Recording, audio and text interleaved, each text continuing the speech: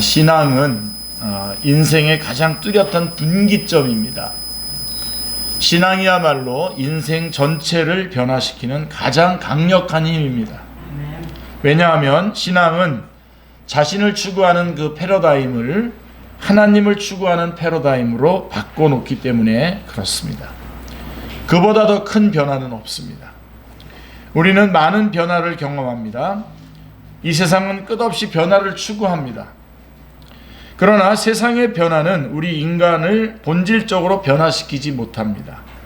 세상이 추구하는 변화의 목적은 자신을 추구하기 위한 것이기 때문입니다. 나를 추구하는 것이기 때문에. 패션이건 예술이건 학문이건 지식이건 우리는 자신을 추구하는 데 이 모든 것을 사용할 뿐입니다. 그러나 진정한 신앙, 바른 신앙은 인간을 뿌리째 변화시킵니다. 자신이 누구인지를 비로소 알게 되면서 일어나는 불가피하고 불가역적인 돌이킬 수 없는 변화입니다. 자신이 진정 누구인지를 아는 이 변화를 통해서 인간은 비로소 잘 사는 법을 알게 됩니다.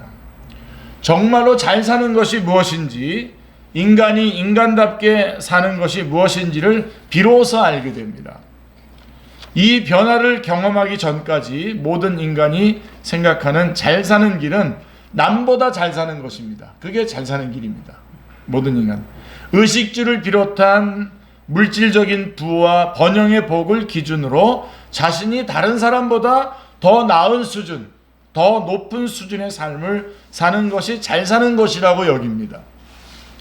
그러나 언제나 조금 더 소유하는 데에 관심이 많고 자신보다 더 많이 소유한 사람을 보면 그 순간 자신의 만족과 기쁨도 사라지고 맙니다. 자신이 통째로 변하는 진정한 변화를 경험하는 것은 진정한 신앙, 바른 신앙을 통해서만 가능합니다. 그것이 우리가 신앙을 가지는 목적이고 신앙인으로 살아가는 이유입니다. 하나님을 만나면 다른 사람의 손에 쥐어진 것과 자신의 손에 쥐어진 것을 비교해서 만족감을 추구하는 모습이 사라집니다. 절대적 기준 앞에 서게 되면 상대적 기준은 무의미하기 때문입니다. 더 이상 인간과 인간의 비교는 덧없는 일입니다. 자, 그러면 이 새로운 기준에서, 이런 새로운 기준에서는 어떻게 사는 것이 잘 사는 것입니까? 하나님을 추구하면서 잘 사는 것은 과연 어떻게 사는 것입니까? 오늘 본문 말씀이 바로 이 질문에 대한 우리 예수님의 대답이십니다. 자, 과거에는 사람들이 만나면 식사하셨습니까?가 인사였죠. 근데 지금은 요즘 바쁘시죠? 이게 인사입니다. 목적지도 모른 채 무조건 빨리 가니까, 무조건 잘 살기만 바라니까 너도 나도 바빠졌습니다. 더 많이 바쁠수록 중요한 사람이 된 것으로 착각을 합니다. 비록 속도가 느릴지라도 목적지를 향해 바로 가는 것이 제대로 가는 길입니다. 자, 마찬가지로 하나님의 백성들의 기도는 무조건 잘 되게가 아니라 바르게 되게가 되어야 합니다.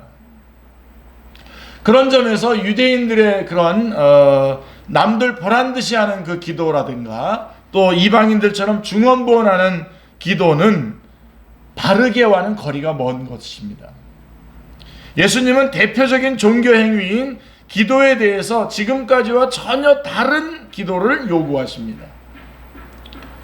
잘 살게 해달라고 기도하지 말고 바르게 살게 해달라고 기도하라는 것입니다. 그리스도인은 하나님이 원하시는 기도, 그리고 자신을 송두리째 바꿔놓는 기도를 배우지 않으면 기도하면서 더 악해질 수 있습니다. 기도에 위선이 끼이면 사람이 점점 더 나빠질 수 있습니다. 그래서 기도하는 사람이 기도 안 하는 사람보다 더 악할 수가 있고 더 못날 수가 있습니다. 왜 그렇습니까? 하나님이 원하시는 기도가 아니기 때문에 그렇습니다. 자, 여러분 마태복음 6장 오늘 9절 말씀을 보십시오. 그러므로 너희는 이렇게 기도하라. 하늘에 계신 우리 아버지여, 이름이 거룩히 여김을 받으시오며. 자, 기도는 어떻게 시작합니까? 기도는 자신이 기도하는 대상이 누군지를 아는 것에서부터 시작이 됩니다. 꼭 붙잡으시기 바랍니다. 가장 먼저 아버지를 부르는 것으로 시작하는 것입니다. 하나님을 모르는 사람들은 천지신명에게 기도합니다. 천지신명은 누굽니까? 대상이 불분명합니다. 우리 여기 기억하시겠습니다마는 제 어린 시절에 보면 저희 어머님도 이렇게 장독대에 가서 빌긴 비는데 누군지 모르지만 내가 이렇게 비는 걸 봐달라는 거예요. 누군지 모르지만. 얼마나 열심히 정성 들여서 하는지 모릅니다. 대상이 불분명합니다.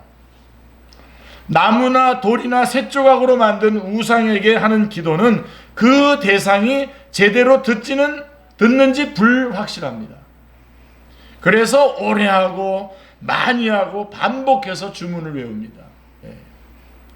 흔히 지성이면 감천이라고 하는 신념으로 하는 것이죠. 기도의 양과 응답의 수준이 비례한다고 생각하는 것입니다. 그러나 기도는 동기가 잘못되면 정성을 더할수록 문제가 됩니다. 자, 예수님은 우리가 기도하는 대상이 아버지라고 가르쳐 주십니다. 놓치지 마십시오. 정확한 표현은 아빠입니다. 아빠. 아람어 아바는 아빠라는 뜻입니다.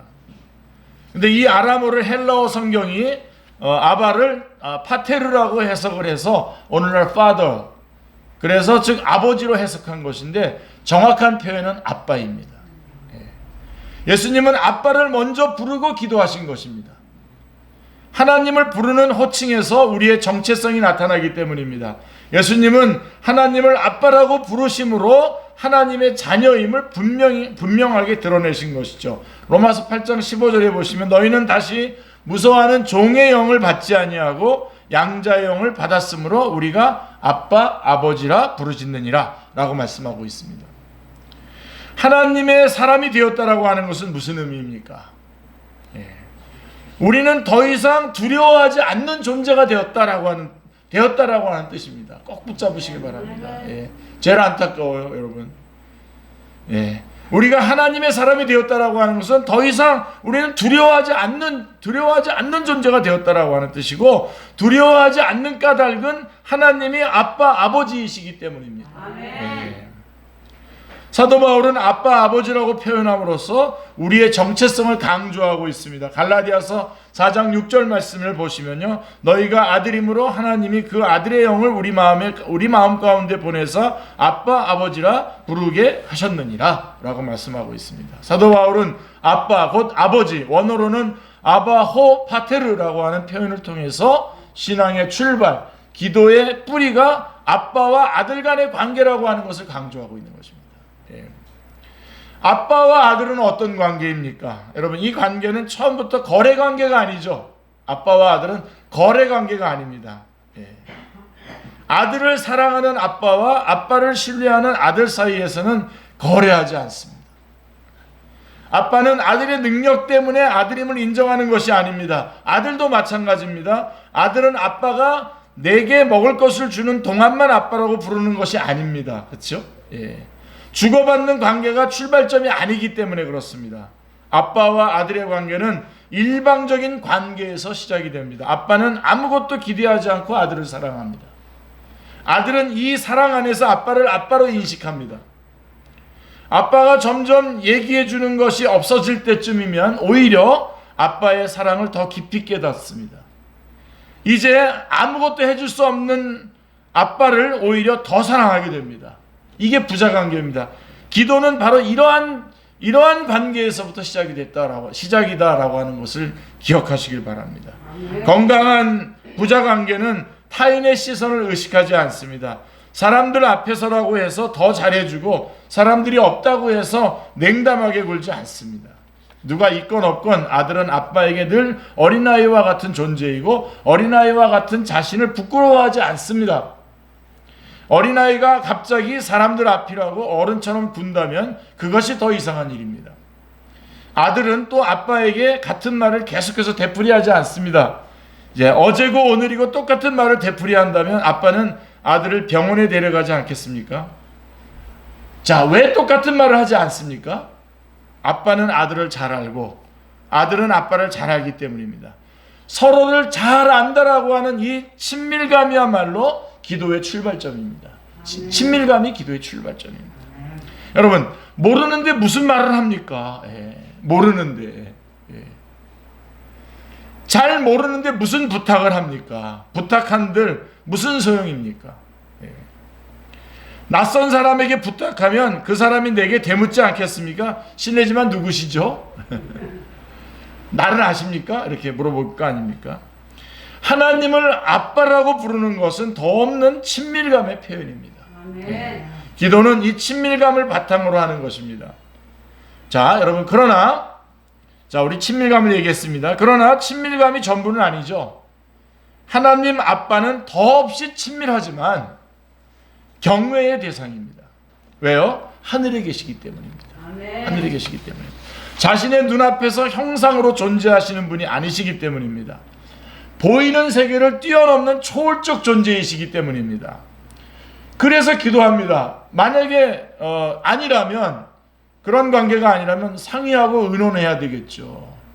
그렇지만 우리는 그 친밀감이 있지만 여전히 하늘에 계신 우리 하나님 앞에 우리는 기도하는 것입니다. 초월적인 분이시기에 우리는 하나님을 아빠지만 기도로 나아가는 것입니다. 그분이 초월적인 분이시기에 그 어떤 것도 기도의 조건이 되지 않는다는 것을 알면서 오직 은혜를 구하면서 나아가는 것입니다. 마태복음 6장 8절에서 우리 오늘 본문 9절인데 그 앞에 8절에서 예수님은 너희 아버지께서는 너희가 기도하기 전에 미리 다 아신다고 말씀하셨습니다. 기도하지 않아도 우리의 필요를 다 아시는 하나님입니다. 이것이 기도의 역설적인 출발점입니다. 하나님이 내가 뭘 원하시는지도 아시고 내가 뭘 구할지 말하기도 전에 다 아신다면 우리는 왜 기도해야 하며 무엇을 기도해야 합니까? 기도의 목적이 무엇입니까? 자, 기도란 하나님을 알아가는 과정입니다. 그래서 우리는요, 기도하기 전에 말씀을 봐야 됩니다. 기도하기 전에 하나님의 말씀을 읽고 말씀을 듣고 말씀에 따라 기도하기로 결정해야 됩니다. 아버지가 우리에게 가르쳐 주신 말로 대화를 시작하는 것이 기도입니다. 아버지께서 가르쳐 주신 말, 성경에 있는 말씀을 가지고 대화하기 시작하는 것이 기도인 것입니다.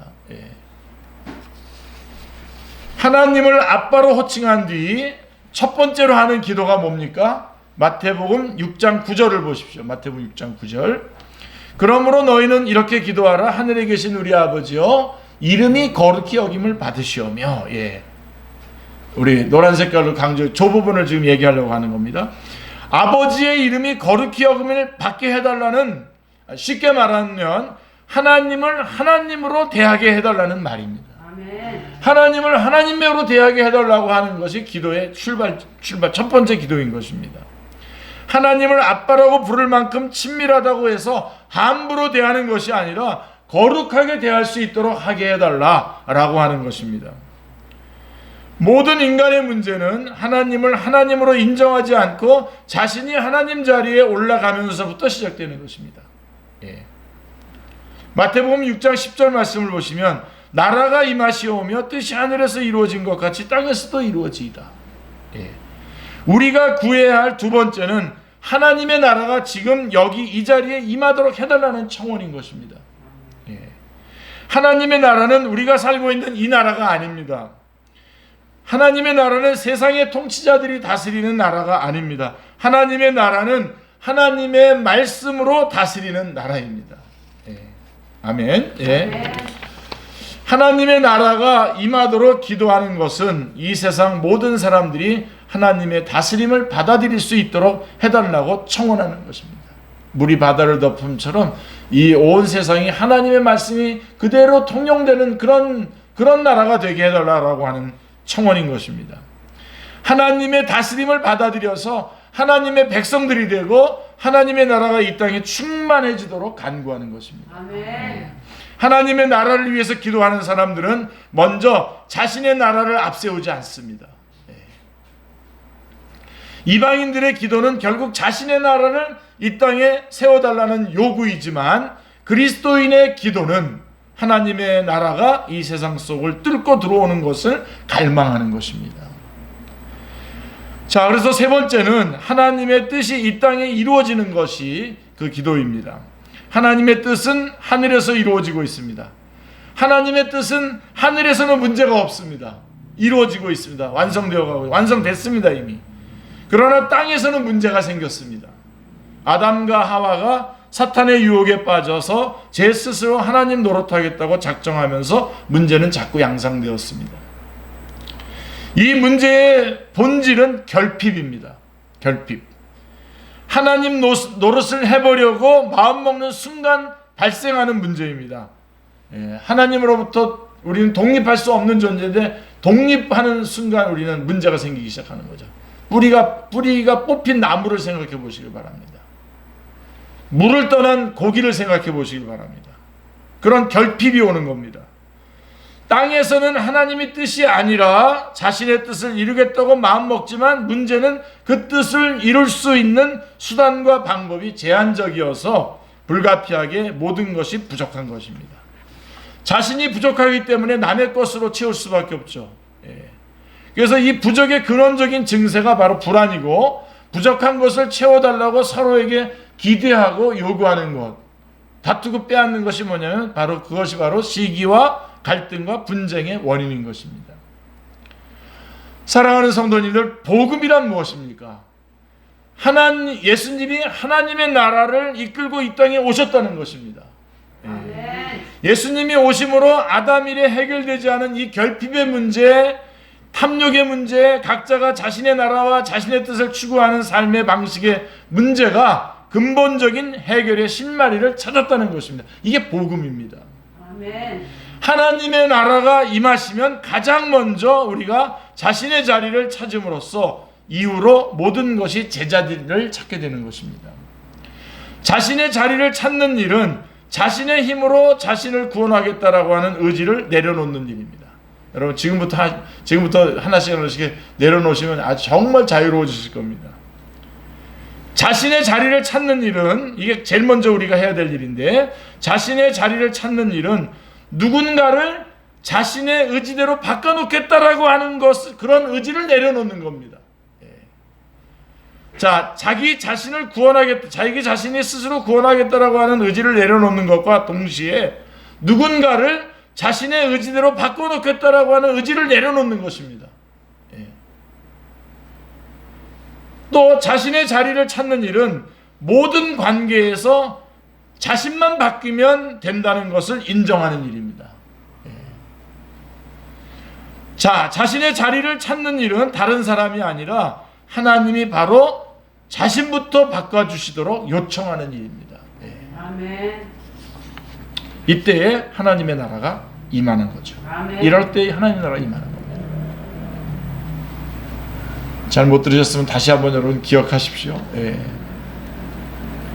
하나님의 나라가 임할 때에 비로소 인간과 인간의 관계가 회복되기 시작합니다. 아멘. 자, 여기까지가 주님께서 가르쳐 주신 기도의 전반부입니다. 전반부. 그래서 주기도문의 전반부의 핵심은 뭐냐면 하나님의 나라입니다. 하나님의 나라. 이 기도에 이어서 주님께서 가르쳐 주신 기도의 후반부는 우리 모두의 현실 문제에 아빠가 관여해 달라는 요청입니다. 우리의 모든 현실적인 문제에 하나님 아빠께서 관여해 달라는 요청이 후반부의 기도의 내용들인 것입니다. 아멘. 하나님이 오셔야 문제가 해결이 됩니다. 세상의 모든 종교인이 구하는 기도의 핵심은 잘 사는 것입니다. 잘 사는 것. 그런데 문제는 어떻게 사는 게 잘 사는 것인지도 모른 채 무조건 잘 살게 해달라는 것입니다. 제가 여러분하고 오늘 좀 시비 걸고 싶은 부분이 이겁니다. 여러분들도 솔직하게 여기에 부딪히셔서 해결하셔야 됩니다. 자, 우리가 하나님을 만난다는 것, 예수님을 만난다라고 하는 것은 그런 인간 간의 기준이 아니라 절대적인 기준을 경험했다는 뜻입니다. 우리가 하나님을 만났다라고 하면서 절대적인 기준을 만났기 때문에 그런 인간 간의 기준에서는 이제 나는 떠났다 라고 하는 것이죠. 예. 지금 절대적인 기준을 늘 이렇게 얘기하는데 항상 인간 간의 그런 기준들을 제시하면서 그렇게 좀 설교해달라고 그러고 그렇게 기도해달라고 그런단 말이죠. 예. 그게 아니란 말입니다. 절대적인 기준 앞에서 상대적인 기준은 아무 소용이 없습니다. 무의미한 일입니다. 그래서 그 모든 상대적 기준으로부터 벗어나는 것을 경험했다. 이것이 하나님을 안다는 말 속에 포함되어 있는 내용인 것입니다. 이제는 나는 상대적인 기준으로부터 나는 벗어나는 경험을 했다. 하나님을 만나서 아는 사람들은 인간 사회의 기준과 조건을 충족하기 위해서 기도하지 않습니다. 목적지를 알면 빨리 가는 게 중요하지 않습니다. 바르게 가는 게 중요합니다. 바로 가는 게 중요합니다. 내 목적지가 분명하면 바쁘게 사는 게 중요하지 않습니다. 바르게 사는 게 중요합니다. 바로 가는 게, 바로 사는 게 중요합니다. 무조건 바쁘게 살면서 그 목적지를 잃어버렸다면 죽어라 살다가 그냥 죽는 것입니다. 그야말로 어이없이 살다 가는 것입니다.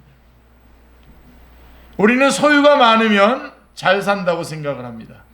물론 아무것도 없이 잘 산다고 말하기는 어렵지만 가난해서 행복한 사람도 있습니다. 그러나 많이 가졌다고 다 행복합니까? 가진 사람들이 다 잘 삽니까? 재벌 2세 3세들이 사회적 물의를 빚는 것을 보십시오, 여러분. 갑질 횡포가 여기저기서 터져 나오는 것을 보십시오. 많이 가졌다고 해서 결코 제대로 사는 것이 아닙니다. 오히려 제대로 사는 것과는 때로 한참 거리가 멉니다. 자, 마태복음 6장 11절 말씀을 보십시오. 오늘 우리에게 일용할 양식을 주시옵고 이렇게 말씀하고 있습니다. 자, 육신으로 살아가는 인간에게 양식 문제는 소홀히 할 수 없는 문제입니다. 그래서 양식 문제는 이 땅에 사는 동안 늘 문제입니다. 그런데 이 양식 문제를 이해하는 시각이 제대로 사는데 너무나 중요합니다.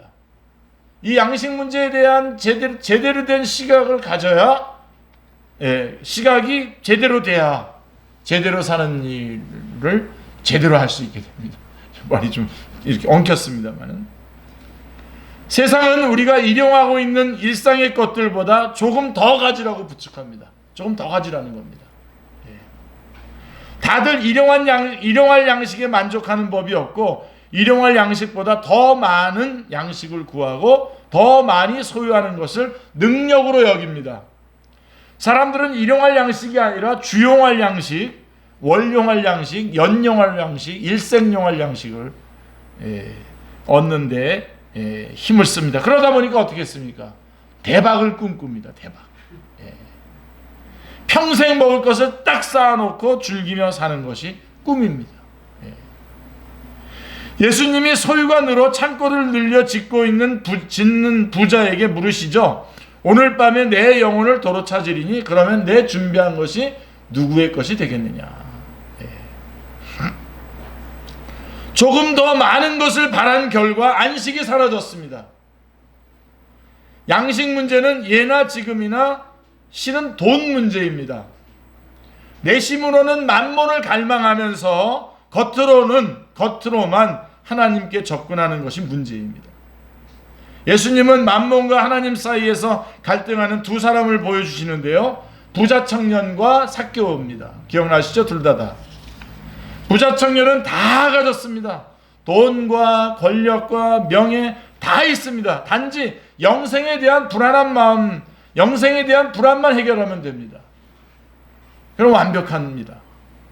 예수님은 이 부자에게 가진 재산을 모두 팔아서 가난한 사람들에게 주고 나눠주고 나를 쫓으라고 하십니다. 근데 어떻게 됐죠? 이 청년은 슬픈 얼굴로 슬픈 기색을 띠고 돌아갔습니다. 반면에 삭개오는 어떻게 됐습니까? 평생 만몬을 따르다가 세리장까지 만몬을 따르다가 예수님을 만난 즉시 만몬을 버립니다. 재산의 반을 내놓고 그 다음에 빼앗은 것의 4배를 갚겠다고 약속을 합니다. 예수님은 삭개오의 집에 그날 그 순간 하나님의 나라가 임했다고 선언하고 있습니다. 아멘. 놀랍죠. 일용할 양식을 위한 기도는 만몬과 하나님 중에서 하나님을 택하겠다라고 하는 약속과도 같습니다. 아멘. 예를 한번 들어보면 이스라엘 백성들이 광야에서 만나를 거둘 때에 일용할 양식만큼만 가져갔습니다. 더 가져가 봤자 썩어서 먹을 수가 없었기 때문입니다. 하나님이 무엇을 가르치기 위해서 이 독특한 만나를 주셨을까요? 여러분들도 오늘 꼭 붙잡으시길 바랍니다. 아주 중요할 때 우리 성영 집사님 들어오시는데, 양식은 하늘에서 내려온다는 것입니다. 아멘. 우리의 양식은 하늘에서 내려온다. 아멘. 꿈에도 잊지 마시길 바랍니다. 이 말씀. 그래야 여러분의 모든 일상의 생활들이 바르게 가고 자유로울 수 있어요. 양식은 하늘에서 내려온다는 것입니다. 아멘. 그걸 가르쳐 주시기 위해서 만나를, 그리고 하루씩만 거두라고 그렇게 말씀해 주신 것입니다. 공급자가 하나님 아빠라는 사실입니다. 아멘. 이 사실에서 우리의 염려와 걱정이 사라집니다. 할렐루야. 아멘. 내가 벌어 먹고 살아야 한다. 내가 버는 모든 것이 사장을 통해서 온다, 사람을 통해서 온다 하면 불안에서 벗어나지 못합니다. 사장이 월급을 준다고 믿는 사람과 하나님이 주신다고 믿는 사람은 인생이 다를 수밖에 없습니다. 하나님이 주신다고 믿으면 관계가 소중하고요, 사장이 주는 것이라고 생각하면 월급 액수가 더 중요합니다. 하나님 아빠께서 아빠에게서 받는 것은 월급이 아니라 사랑이고요, 아멘. 그 돈은 자신이 반드시 일한 싹이 아니라 서로의 친밀한 관계에서 비롯된 것입니다. 아멘. 일용할 양식을 구하는 태도는 양식 그 자체보다도 더 깊은 의미가 있습니다. 바로 안식입니다. 안식. 아멘. 하나님 아빠가 자신을 책임지시기 때문에 더 이상 걱정을 하지 않는 것이 진정한 안식입니다. 아멘. 우리의 모든 일상은 안식을 잃었습니다. 우리는 무한정 자신을 추구합니다. 우리는 각자가 자신의 안전을 책임지기 위해서 끝없이 무장을 합니다. 일생 자신이 먹을 것을 쌓는 것으로 모자라서 자자손손이 먹을 것을 쌓느라고 골몰합니다. 그래서 바쁘고, 그래서 불안하고, 그래서 쉼이 없습니다. 그러나 일용할 양식을 구하는 사람들에게는 안식의 복이 있고 겸손의 복이 있습니다. 그래서 잠언의 말씀과 같은 기도를 드릴 수가 있죠. 그 유명한 잠언 30장 8절 9절 말씀입니다. 곧 헛된 것과 거짓말을 내게서 멀리하옵시며 나를 가난하게도 마옵시고 부하게도 마옵시고 오직 필요한 양식으로 나를 먹이시옵소서. 혹 내가 배불러서 하나님을 모른다, 여호와가 누구냐 할까 하오며, 혹 내가 가난하여 도둑질하고 내 하나님의 이름을 욕되게 할까 두려워함이니이다. 아멘. 일용할 양식을 위해서 기도하는 사람은 바르게 사는 것을 아는 사람입니다. 아멘. 그러니까 오늘 제가 그냥 결론적으로 먼저 드리고 좀 뒷부분을 말씀드린다면, 우리의 기도의 목적은 바르게 사는 거라는 겁니다. 아멘. 바르게 사는 사람이 바르게 기도할 수 있는 것이죠. 아멘. 잘 사는 것이 많이 갖고 사는 것이 아니라 바르게 사는 것을 아는 사람은 일상의 필요에 만족합니다. 아멘. 하나님 아빠는 결코 인간의 탐욕에 응답하시는 분이 아니다라고 하는 것을 우리가 알기 때문에, 또한 하나님 아빠는 자신의 필요를 미리 아시기 때문에 절대로 그 필요를 무시하지 않는다는 믿음 안에서만이 안식이 있는 겁니다. 아멘. 평안이 있는 겁니다. 얼굴이 펴지는 겁니다. 여러분. 얼굴이 환하게 되는 겁니다. 끝으로 이 양식을 위한 일상의 기도는 결코 자신만을 위한 기도가 아닙니다. 우리를 위한 청원인 것입니다. 공동체 구성원의 모두의 필요를 위한 것입니다. 주님이 가르쳐 주신 기도의 전반부는 하나님을 구하는 것이고 후반부는 이웃을 위해 간구하는 것입니다. 자신의 필요를 채우는 것만으로 세상은 유지되지 않습니다. 자신의 필요가 채워져도 안식은 보장되지 않습니다. 공동체 전체의 필요가 채워질 때에 비로소 진정한 안식이 있고 참된 평강이 있습니다. 따라서 그리스도인의 기도는 하나님 추구와 공동체 추구가 병전합니다. 하나님 추구가 기도의 내연이라고 한다면 공동체 추구는 기도의 외연이겠죠. 분리할 수 없고 분리될 수가 없습니다. 자, 마태복음 6장 12절 말씀으로 오십시오. 우리가 우리에게 죄 지은 자를 사하여 준 것 같이 우리 죄를 사하여 주시옵고. 자, 여기서 죄의 원어는 빚입니다. 빚. 예. 당시 유대인들은 죄란 하나님께 빚진 것이라고 생각을 했습니다. 따라서 이 기도는 하나님께 자신의 빚을 탕감받았으니 자신도 다른 사람의 빚을 탕감해 주겠다고 하는 결단의 고백인 것입니다. 죄의 용서를 날마다 간구하는 것은 죄의 심각성에 대한 인식을 반영하는 것입니다.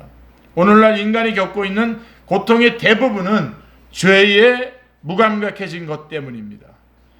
죄가 자신을 얼마나 고통스럽게 하는지, 또 자신의 죄가 타인을 얼마나 고통스럽게 하는지 모르기 때문에 죄를 두려워하지 않습니다. 다들 죄 짓는데 어떠냐는 것입니다. 물론 그리스도인도 죄를 짓습니다. 그러나 그는 용서받은 죄인, 용서가 필요한 죄인, 날마다 죄를 자각하고 죄로부터 돌이켜야 하는 죄인이라는 것을 안다는 점에서 죄에 무감각한 죄인과는 구별이 됩니다. 그리스도인은 용서받은 것을 알기에 다시 죄로 돌아가지 않으려고 합니다. 예. 그리스도인은 자신이 용서받은 죄인이기 때문에 다른 사람의 죄가 용서받을 수 있다는 것을 압니다. 이 관계가 사람과 사람 간의 관계를 다음 단계로 이끌어가는 것입니다. 더 깊은 관계로 들어갈 수 있는 동력입니다. 예. 자신이 누군가를 용서하는 것이 자신이 용서받는 전제가 아닙니다. 우리는 우리가 죄를 자각하지 못할 때부터 용서받았죠. 이미 사도 바울이 로마서 5장 8절에서 말하죠. 우리가 아직 죄인 되었을 때에 그리스도께서 우리를 위하여 죽으심으로 하나님께서 우리에게 대한 자기의 사랑을 확증하셨다고 말씀하고 있습니다. 예. 자, 로마서 8장 1절 2절 말씀도 보십시오. 그러므로 이제 그리스도 예수 안에 있는 자에게는 결코 정죄함이 없나니 이는 그리스도 예수 안에 있는 생명의 성령의 법이 죄와 사망의 법에서 너를 해방하였음이라 말씀하고 있습니다. 하나님과의 관계가 깊어질수록 죄에 민감해집니다. 죄에 민감할수록 아버지의 사랑의 깊이를 더 깊이 깨닫게 됩니다. 깊이 깨닫습니다. 여러분 죄 지었을 때 여러분 하나님 우리 좀 힘들잖아요. 죄 지으면. 근데 그때 여러분 힘드십시오. 잠깐 힘드시고 그 다음에 확 살아나셔야 돼요. 하나님의 사랑이 깊구나 하는 것을 푹 깨닫게 되잖아요. 예. 이왕 죄 졌을 때, 이 죄지라고 정령하는 것 같은데, 예. 죄를 졌을 때 하나님의 사랑을 붙잡고 훅 올라오셔야 됩니다. 그 깊고 넓은 사랑을 위해 우리가 추구할 것은 더 많은 성취가 아니라 더 맑고 깨끗한 영혼이라는 것을 알게 됩니다. 그러므로 이 기도는 용서받고 용서함으로써 우리가 죄에 머무르지 않겠다라고 하는 다짐이기도 합니다. 이게 12절이죠. 자신이 받은 용서가 너무 커서 다른 사람을 용서하는 것이 어렵지 않다는 고백이기도 합니다. 70번씩 7번이라도 용서받았기에 1만 달란트의 빚을 탕감받았기에 다른 사람들을 몰아세우지 않겠다라고 하는 다짐인 셈입니다. 자, 예수님이 가르쳐 주신 기도의 끝은, 우리 주기도문의 마지막 끝은 우리가 순간순간 눈앞에 닥치는 시험에 들지 않고 악에 빠지지 않게 해달라고 하는 청원입니다. 마태복음 6장 13절 말씀을 보시면 우리를 시험에 들게 하지 마시옵고 다만 악에서 구하시옵소서. 나라와 권세와 영광이 아버지께 영원히 있사옵나이다. 아멘. 이렇게 되어 있습니다. 자, 시험에는 세 가지가 있죠. 세 가지의 뜻이 있죠. 예, 테스트가 있고, 시험이죠. 그 다음에 시련이 있습니다. trial. 그 다음에 유혹이 있습니다. temptation. 자, 여기서는 지금 예수님이 말씀하시는 여기서는 유혹을 말하는 것입니다. 하나님도 아브라함을 시험하셨습니다. 믿음의 다음 단계로 넘어가려면 시험을 거쳐야 합니다. 그 시험을 치르기 위해서는 시련과 연단의 과정이 필요합니다. 그 시험과 시련은 선한 의도에서 비롯된 것입니다. 그러나 하나님은요, 인간을 유혹하지 않습니다. 아버지는 자녀를 유혹하지 않습니다. 유혹은 악한 의도에서 비롯된 것입니다. 사탄은 끊임없이 인간을 유혹합니다. 이 세상에 있는 모든 것들로 유혹을 합니다. 심지어 구제와 기도와 금식을 통해서도 유혹하는 손길을 늦추지 않습니다. 아주 그럴듯한 종교행위 안에서도 이런 유혹을 합니다. 그야말로 졸면 당합니다. 졸면 당해요. 잠시라도 방심하면 당합니다. 그 모든 것이 시험거리가 되는 것입니다. 저는 이거 얘기하면은 기억나는데, 하여간 우리 옛날에 TV 준다고, 그러니까 그냥 TV 보고 싶어가지고 막 라디오도 막 사고 다 속아서 막 사고 막 그랬던 것들. 근데 그런 게요, 지금도 똑같이 방법만, 뭐 여러 대상이나 이런 것들과 이런 고도화된 기술의 적용만 다를 뿐이지, 여전히 이루어지고 있습니다.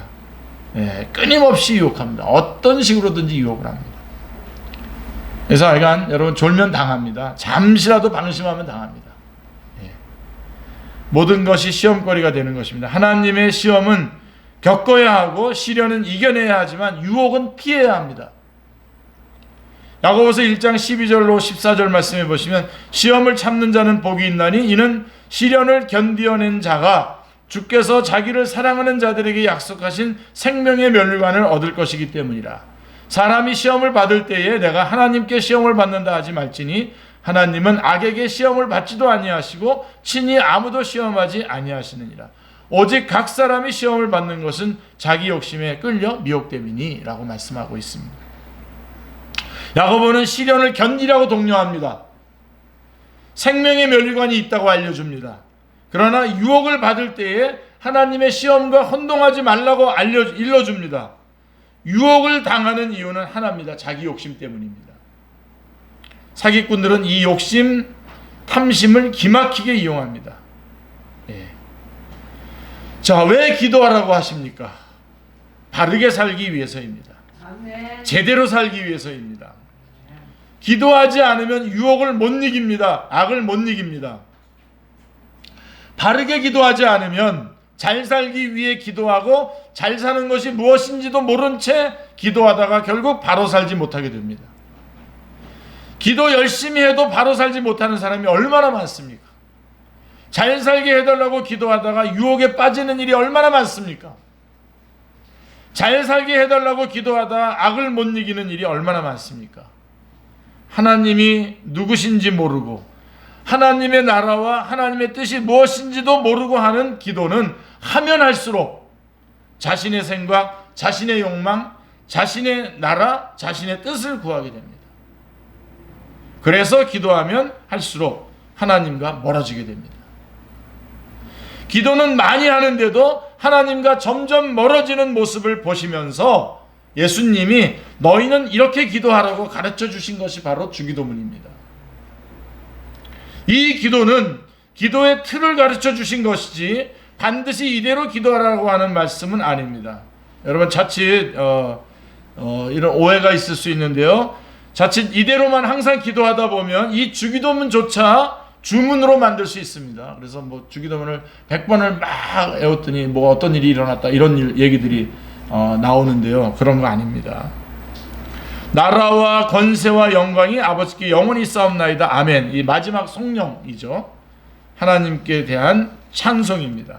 우리가 기도하는 목적이 뭐죠? 하나님을 영화롭게 하는 것입니다. 아멘. 하나님을 기뻐하는 것입니다. 아멘. 하나님께 올려드리는 이 고백은 누가복음에는 안 나옵니다. 사도 마태가 이 기도문이 예배 때 사용될 수 있도록 아마 덧붙인 것으로 보입니다. 그러나 이 성령을 기록하지 않았다고 해도 당시 유대인들은 기도하고 반드시 이 성령을 드렸습니다. 나라와 권세와 영광은 우리에게 속한 것이 아닙니다. 그 모든 것이 하나님의 것입니다. 이 성령을 통해서도 나의 나된 것이 어떤 것인지, 그리고 하나님의 하나님 되심이 어떤 것인지를 기억하게 됩니다. 자, 그리고 이제 마지막 마태복음 6장 14절 15절은 15절 말씀은 기도의 핵심을 다시 짚어주는 예수님의 강조점입니다. 자, 보십시오. 너희가 사람의 잘못을 용서하면 너희 하늘 아버지께서도 너희 잘못을 용서하시려니와 너희가 사람의 잘못을 용서하지 아니하면 너희 아버지께서도 너희 잘못을 용서하지 아니하시리라. 예. 다시 한번 6장 9절부터 13절까지 쭉 말씀하신 기도를 가르쳐 주신 다음에 다시 한번 정리하면서 강조해 주시고 있습니다. 자, 우리는 이 말씀을 묵상할 때에 형제와 자매 간에 다투는 것을 보고 타이르는 부모의 심정을 느끼게 됩니다. 요즘은 자녀들이 한 명이 많기 때문에 별로 이런 장면이 없는데 옛날 부모님들은 속 많이 상하셨을 것 같아요. 가족들이 많은데 자식들끼리 싸우고 그럴 때 참, 그것을 말리는 부모의 심정을 한번 생각해 보시기 바랍니다. 제발 좀 다투지 마라. 제발 좀 서로 용서해라. 너희들 서로 용서하지 않으면 나도 너희들 절대 용서하지 않겠다. 그렇게 으름장을 놓는 아버지의 마음도 느끼게 됩니다. 사랑하는 성도님들, 기도 왜 합니까? 자, 여전히 잘 살기 위해서 기도합니까? 예수님은 바로 살기 위해서 기도하라고 가르칩니다. 바로 살기 위해서. 아멘.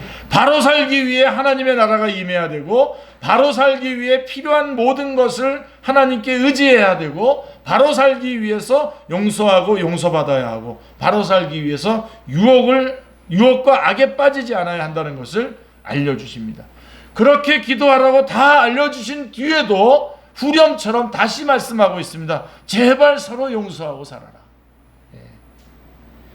서로 사랑하며 산다는 것은 서로 용서하며 사는 것입니다. 서로 용서하면 하나님의 나라를 경험할 것이고, 서로 따지면 지옥을 경험할 것입니다. 서로 잘 살겠다고 기도하면 지옥을 만들 것이고, 바로 살고 서로 바로 살겠다고 기도하면 천국을 이룰 것입니다. 아멘. 기도하겠습니다. 하나님 아버지, 저희가 왜 기도합니까? 하나님을 영화롭게 하고 기뻐하기 위해서 기도합니다. 그러려면 저희가 바르게 살아야 됩니다. 바르게 살기 위해서 기도하는 축제의 모든 식구들 다 되게 하여 주시옵소서. 하나님의 그 친밀감 안에서 하나님의 말씀으로 하나님께 기도하고 하나님과 더욱더 가까이, 그래서 더욱더 바른 길을 걸어가기로 결단하는 우리 모두가 되게 하여 주시옵소서. 감사드리오며 주 예수 그리스도의 이름으로 기도드리옵나이다. 아멘.